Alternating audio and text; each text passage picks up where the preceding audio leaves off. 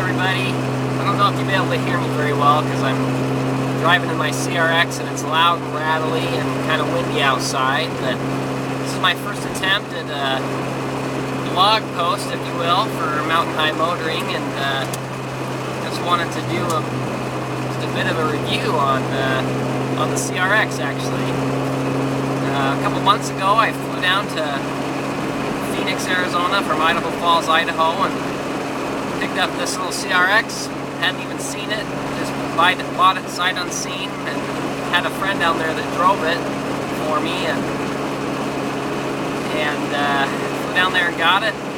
And if you read the article I wrote on the CRX, you'll know that I had some problems on the way home. It had got about halfway home and the brakes kept locking up on me. Luckily, didn't do it on any of the mountain passes beforehand, but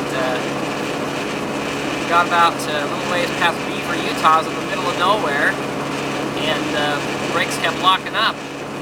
So I figured out that the brake booster was bad and was applying too much pressure to the front brakes. So had to disconnect it with some pliers and stuff to stick up the vacuum hose and with some cellophane to keep the vacuum, and was able to get home. I didn't have any boosted brakes, but I got home and have since replaced the brake booster, and I had the master cylinder replaced, brake lines, a caliper, rotors, pads. So this thing's riding on new brakes all around for the most part. And had to replace the ball joints and tie rods, and need some motor mounts. But overall, this car's a blast to drive. I love it. I had a blast the whole way back from Arizona. If you ever made the drive from Arizona to Utah or Idaho from Phoenix over those, if you stay on the back roads and avoid the interstates, there's some really beautiful country and some really fun roads. But the reason I bought the CRX is, I think a little known fact is the CRX, if there's several models. You have the HF, which is the high fuel, the SI, which is the sport model, and then there's a DX, which is kind of a base model CRX. And this model's an SI, so it originally would have had a slightly bigger engine, a little bit more sport-tuned suspension, sunroof or moonroof, but the really sought-after models for those that want fuel economy is the high fuel. Even today, even compared to the Prius and the other hybrids, it's still one of the best cars you can get if you want good fuel economy. They were known to get up to 50 plus miles to the gallon on the freeway, which is excellent. And mine would have gotten close to mid 40s, but the one I have here has a different engine in it. It's got a dual overhead cam 1.6 liter VTEC, and I still average about 32 on the freeway, but it's not geared towards fuel economy as much. It's more of a sporty model. It's a quick car. I mean, the CRX, it's 2,000 pounds, and this motor, with some of the modifications that's on it, I'm probably putting out 170 horsepower, and with the power to rate ratio that is, it's a fast car. Probably about as fast as a 350Z. It's not super fast, but it's fun to drive. The CRX has rear independent suspension, McPherson struts, front and back, and it handles pretty well too. It's a regular go-kart. But the reason the CRXs are sought after, aside from the fuel economy, is Honda has been known for creating great sports cars. And the CRX is kind of what put Honda on the map as far as sports cars. You first had the CRX, and Acura had the Integra, and they started putting these B-Series VTECs in them, which I have in this one, and they're only available in Europe and Japan.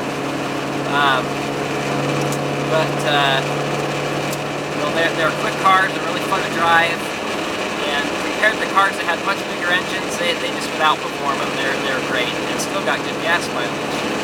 And really, as far as a nostalgic point of view, the CRX, it just has no comparison as far as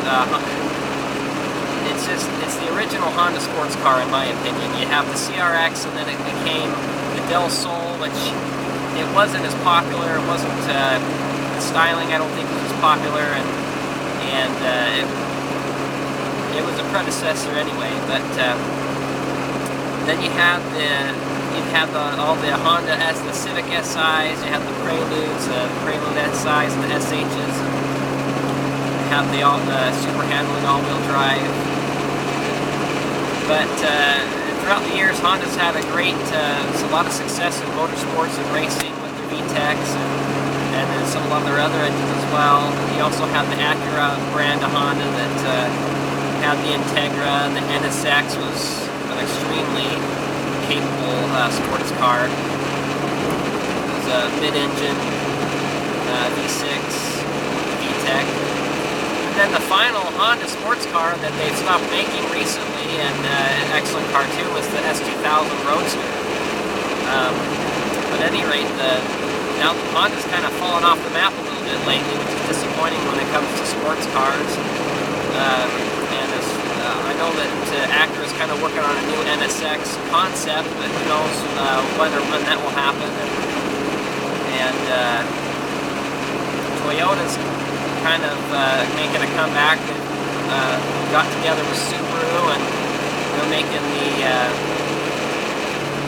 making that new model that they're coming out with. And, I hope I'm not the one getting pulled over here.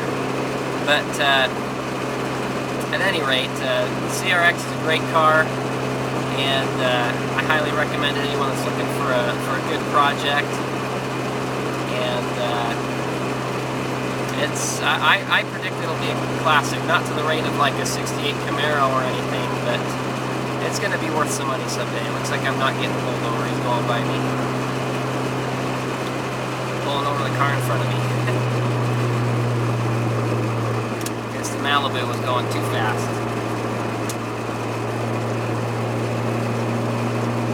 But anyway, that's my first attempt at a blog post for Mountain High Motoring. I'm going to try and make it a regular thing, and start reviewing some of the newer cars, newer models. Obviously, the CRX has been gone for almost 20 years, but it's still a great car, and it's a worthy project for someone that wants a starter car to rebuild and to kind of make it their own. That's what I'm planning to do on mine. It needs some paint and some upkeep, but other than that, it runs good. So, signing out.